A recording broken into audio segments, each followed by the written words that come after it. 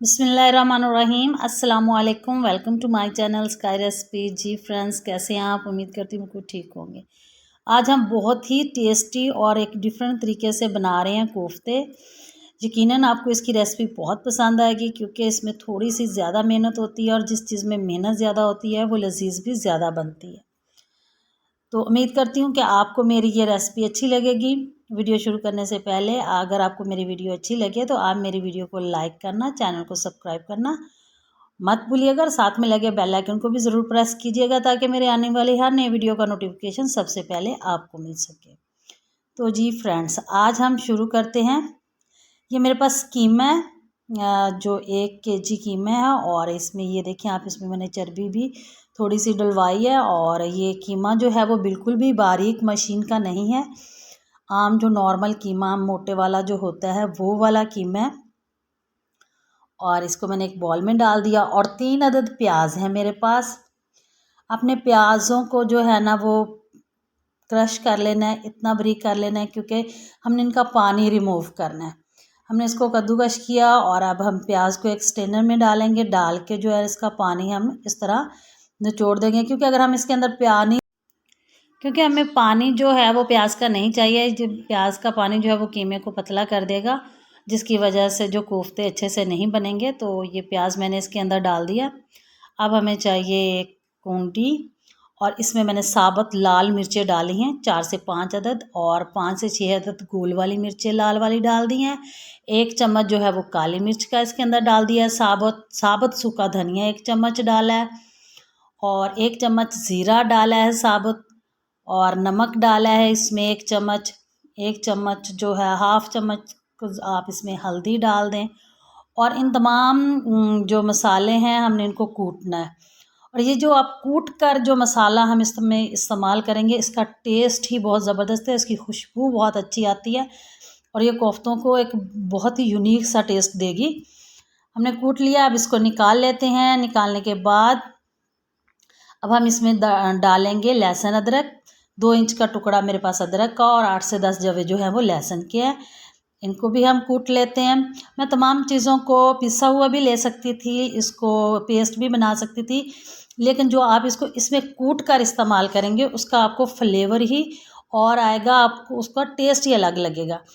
अब जो हमने लहसुन अदरक कूट लिया, कीमा लेंगे हम जो हमने बॉल में डाल के रखा हुआ प्याज, इसमें से 2 चम्मच हम मसाले के इसके अंदर डालेंगे। फिर हम कीमे और मसाले को अच्छे से कूटेंगे। इतना कूटना है हमने इनको कि हमने यकजा कर देना है बिल्कुल कीमे को और मसाले को। ये देखें माशाल्लाह से कितना ज़बरदस्त ये कूट गया है। और ये देखें जब ये कूट हो जाएगा तो इसका यकजा हो जाएगा और इसके कोफ्ते भी बहुत ही ज़बरदस्त बनेंगे, सॉफ्ट भी बनेंगे और टूटेंगे भी नहीं।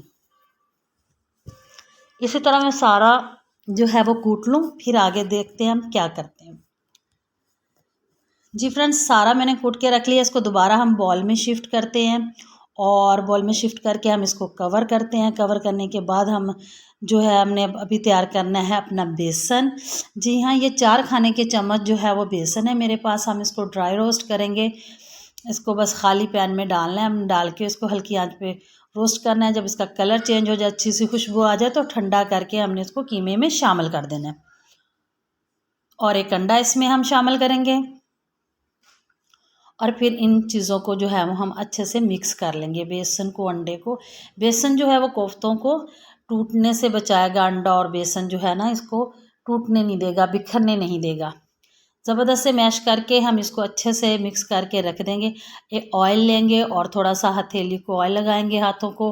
फिर हम इसमें कोफ्ते इस तरह से बनाना शुरू करेंगे। अगर आप चाहते हैं ना कि कोफ्ते अच्छे बने, टूटे भी ना, तो आप इसकी बॉल्स को एक हाथ से दूसरे हाथ में ऐसे आप इसको शिफ्ट करते रहें थोड़ी देर के लिए, तो फिर ये बहुत ही ज़बरदस्त जो है ना कोफ्ते बनेंगे। और फिर इसको गोल घुमा लें तो बिल्कुल अच्छा सा कोफ्ता तैयार हो जाएगा। इसी तरह मैं सारे कोफ्ते बना लूँ, फिर हम देखते हैं हमारा अगला प्रोसेस क्या है।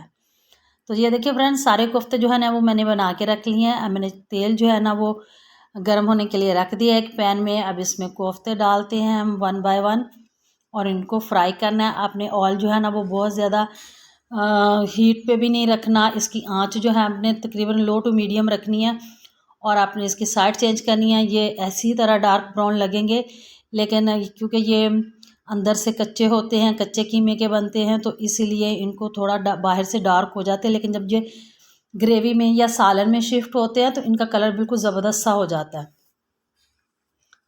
इसी तरह सारे कोफ्तों को जो है ना वो मैं ब्राउन करके निकाल लेती हूँ। और आपने ये तकरीबन 5 से 7 मिनट के दरमियान ये पक जाते हैं। आप ये कोफ्ता निकालें, इसको तोड़ के चेक कर लें कि अंदर से बिल्कुल पका हुआ, तो आपको तसल्ली हो जाएगी। सारे कोफ्ते निकाल मैं अब नेक्स्ट कोफ्ते जो है ना वो इसमें डाल के फ्राई कर लेती हूँ। और जी फ्रेंड्स, अब एक कढ़ाई में मैंने प्याज डाले हैं, 2 से 3 अदरक कटे हुए, लहसुन अदरक साबुत इसके अंदर डाल दिया है। हमने इसको सिर्फ थोड़ा सा नरम करने हैं, हमने बहुत ज़्यादा प्याज ब्राउन नहीं करने।